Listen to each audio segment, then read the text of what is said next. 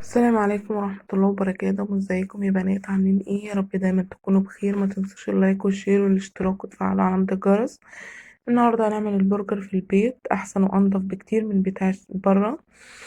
نص كيلو لحمة مفرومة، بياض بيضة، الباكت بتاع خلطة البرجر، معلقتين بقسماط كبار، مكبس البرجر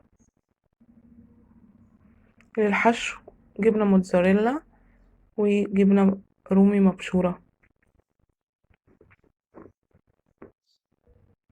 هنحط البقسماط وبياض البيضة وباكت خلطة البرجر على اللحمة المفرومة، وهنخلطهم ببعض كويس قوي.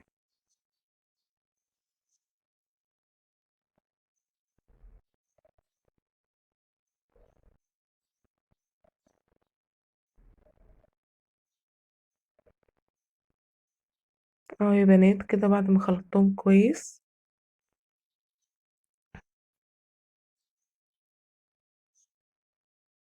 هكبس البرجر اهو. تجيبي كيس، هتدهنيه زيت،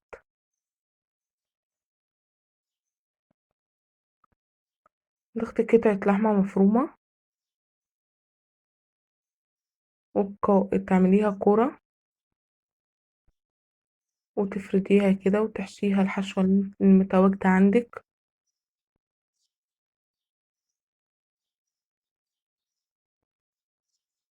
اه كده يا بنات.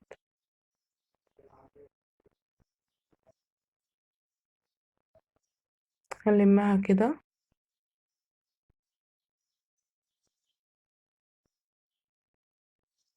بالطريقة دي، هتلفيها.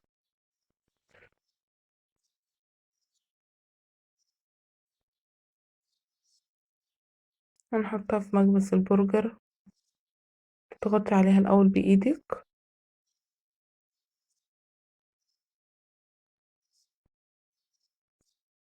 بعدين هتجيبي القطعة اللي فوق تضغطي عليها قوي عشان تتفرد.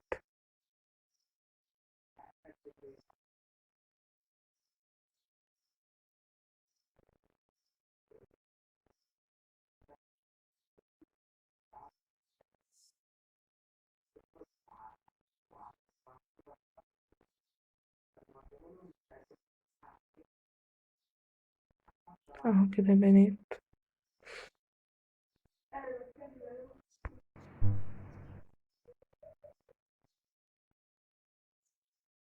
اهو كده، دي واحدة سادة من غير حشوة.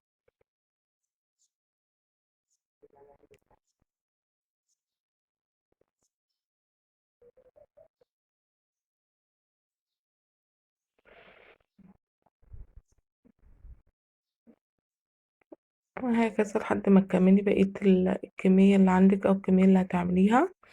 هما طلعوا لي 4 سادة و3 محشيين.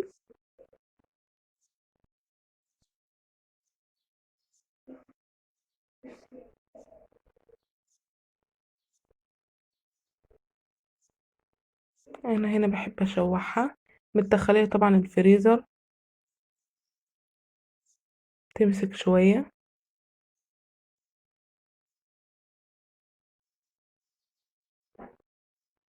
اهو يا بنات، أنا بس عملت واحدة عشان أوريك إن هي بتستوي من جوه كمان حتى ما بتشوحيها.